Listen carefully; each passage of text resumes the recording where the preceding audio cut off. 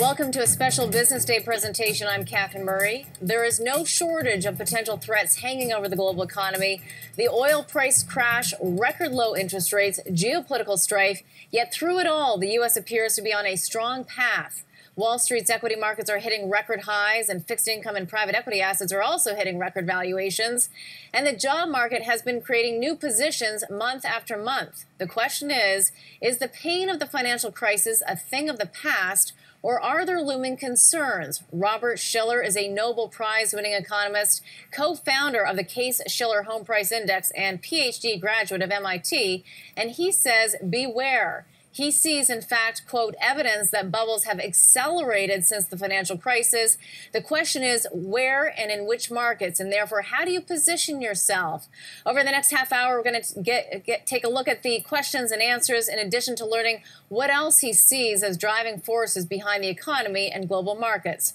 Joining us now from New Haven, Connecticut, is Robert Shiller, professor of economics at Yale University. Robert, great to be with you today. Thanks so much for joining us. My pleasure.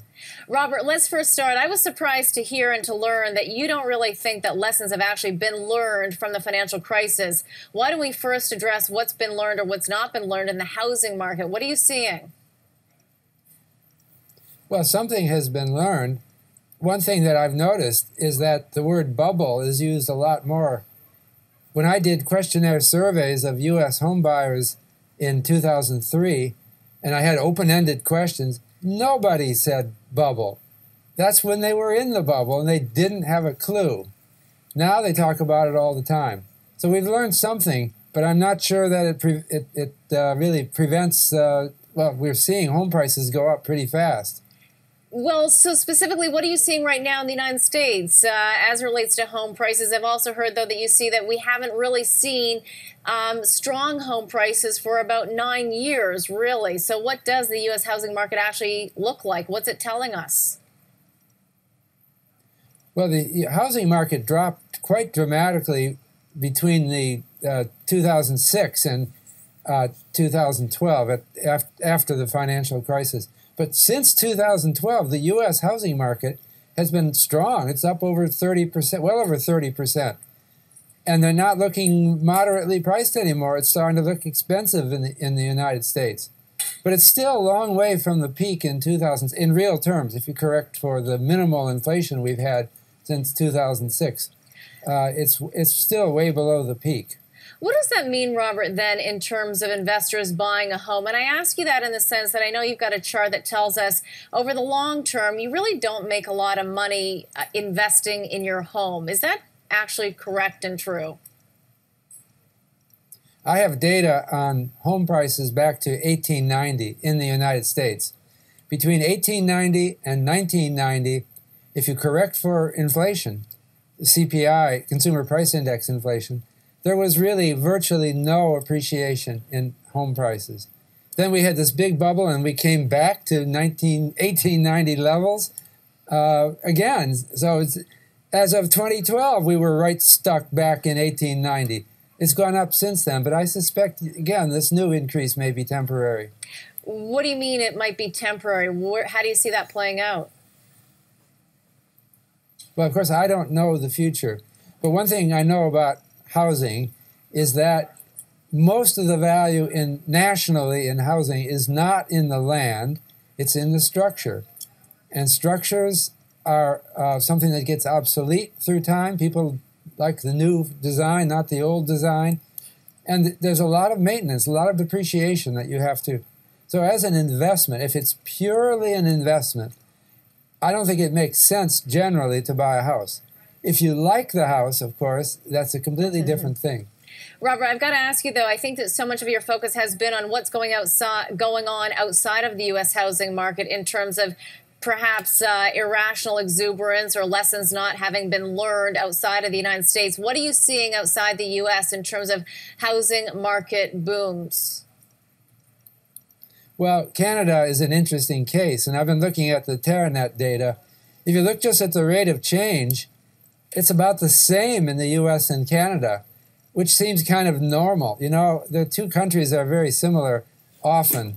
The big difference between U.S. and Canada was that Canada didn't have the housing crisis that we had after 2008.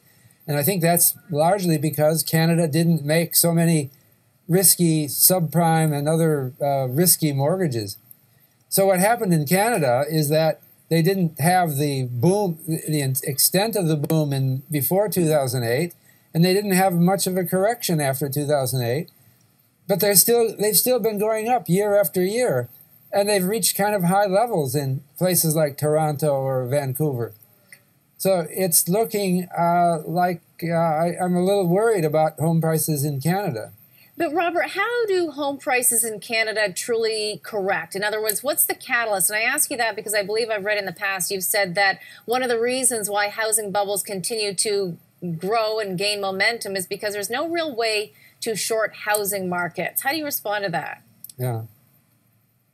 Yeah, well, in the stock market, if you think the market is going to go down, you can take a short position, and there are professionals who'll do this for you.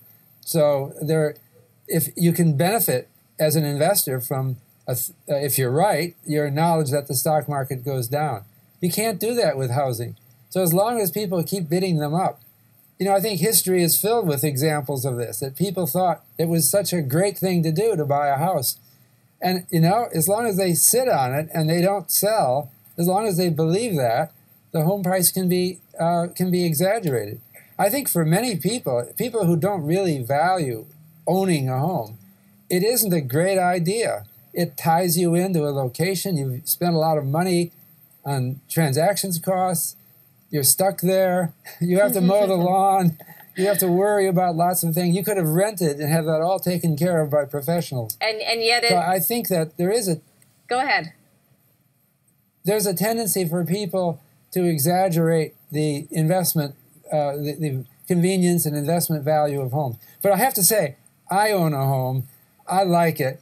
I like the neighborhood. I like the permanent sense of permanence. So I think it's a matter of personal choice. Right.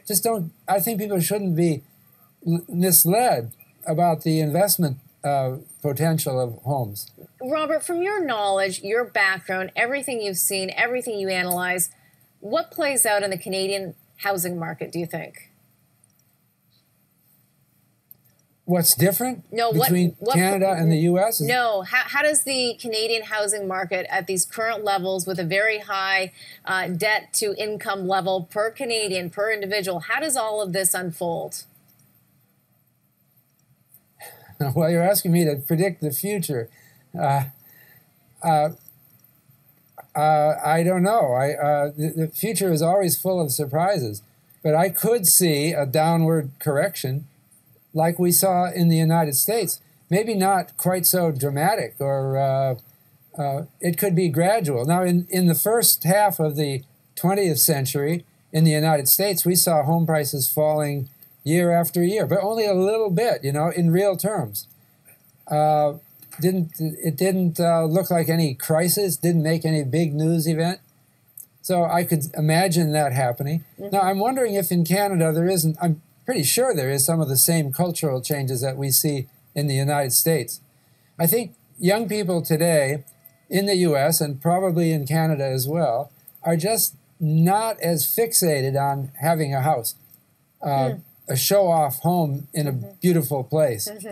They don't. I think people are more into social media rather than having someone over for a dinner party in a spacious dining room with fine china, right? That's kind of another time. I think you're right, and I wanted to get your take, and maybe we will a little bit later, on millennials owning these micro condos. But we're going to have much more with Nobel Prize-winning economist Robert Shiller when we return. When we come back, we're going to take a look at where he's seeing asset bubbles. Is it in private equity, the bond market, or equities, and where his concerns for investors are? That's coming up next on Business Day.